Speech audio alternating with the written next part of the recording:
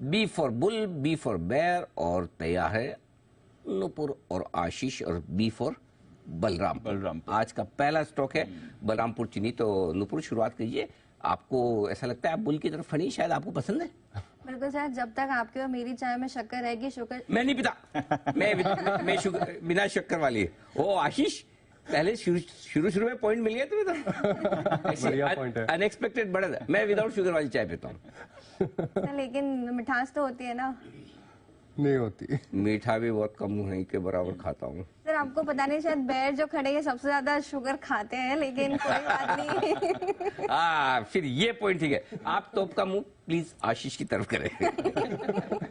जी बिल्कुल sir, sugar sector तो focus में रहना ही है, चाहे वो शक्कर कम हो या शुगर फ्री का जमाना हो, क्योंकि काफी सारे पॉजिटिव चीजें यहाँ पे निकल के आती है। जो खबरें आई थी पिछले कुछ दिनों में कि एथेनॉल को लेकर बैन लगाती हुई नजर आ रही थी सरकार, लेकिन अभी फिलहाल कोई एथेनॉल पे कोई बैन नहीं है, तो पॉजिटिव ट्रिगर था। इनफैक्ट शुगर सेक्टर में दो चीजें देखी जाती है, शुगर क्रशिंग और साथ साथ शुगर की रिकवरी। दोनों ही चीजें यहाँ पर हायर लेवल पे आपको दिखेगी, अच्छी रिकवरी देखने को मिली है शुगर प्रोडक्शन में। साथ ही साथ जो क्रशिंग लेवल्स है इन कंपनीज के, वो भी काफी पॉजिटिव है, जिसकी वजह से शुगर के प्राइसेस का भी सपोर्ट देखने को मिला है। तो पॉजिटिव है पहला पॉइंट।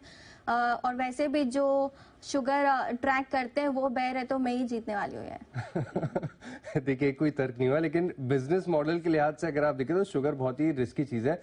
सरकार की पाबंदी कभी भी किसी चीज पर आ जाती है। इतनी इंटरफेरेंस है कि आप इतनी शक्कर बनाएंगे, मोलासिस से आप इतना एथेनॉल बनाएंगे, इस टाइप पे बनाएंगे, इतना सैक्रिफाइस करेंगे, तो रिस्ट्रिक्शंस इतनी ज्यादा है कि ये थोड़ा सा एक डिसएडवांटेज हो जाता है। रिस्ट्रिक्शंस के बाद भी जो लॉन्ग टर्म एथेनॉल ब्लेंडिंग का लक्ष्य है 20% का, वो अभी भी इंटैक्ट है। 2025 तक 20% ब्लेंडिंग का जो लक्ष्य दिया गया है वो अभी हासिल करना बाकी है, और 1016 करोड़ लीटर की इसमें आवश्यकता होने वाली है। इनफैक्ट पिछले 2-3 सालों में अगर आप देखेंगे तो सारी शुगर कंपनीज ने, इंक्लूडिंग बलरामपुर चीनी जिसने अपना सबसे बड़ा प्रोडक्शन प्लांट अब स्टार्ट करने के कतार पे आपको दिखेंगे, तो प्रोडक्शन की तरफ से कोई प्रॉब्लम नहीं है।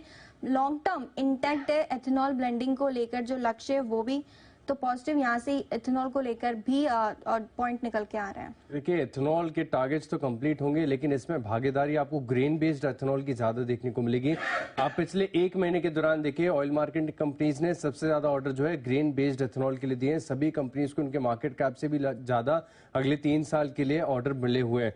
अब दरअसल अगर आप देखें तो सरकार जो बढ़ावा दे रही है वो अब ग्रेन बेस्ड पर फोकस आ रहा है। और दूसरी बात ये भी कि कीमतें बढ़ने को लेकर अगर आप देखें तो काफी समय से अवेटेड है। हालांकि अभी थोड़े दिन फ्राइडे को जो सी मोलासिस से जो कीमतें बढ़ी हैं, लेकिन बाकी की कैटेगरीज में कीमतें नहीं बढ़ी, और ये 1 अक्टूबर से ड्यू है। साथ में अगर आप ग्रेन बेस्ड को देखेंगे तो वहां पर ब्रोकन राइस हो या मेज हो, दोनों में जो कीमतें हैं वो सरकार ने बढ़ाई है।